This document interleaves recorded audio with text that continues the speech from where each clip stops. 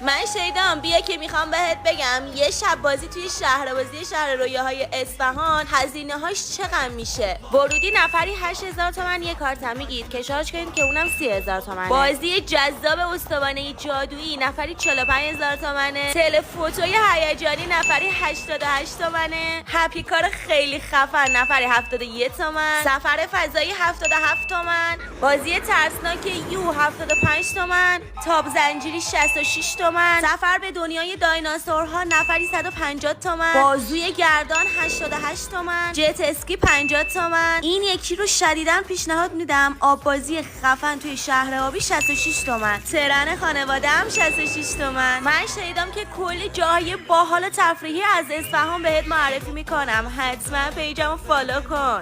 آدم 66 تومن. من شنیدم که کلی جاهای باحال تفریحی از اصفهان بهت معرفی میکنم. حتما پیجمو فالو کن.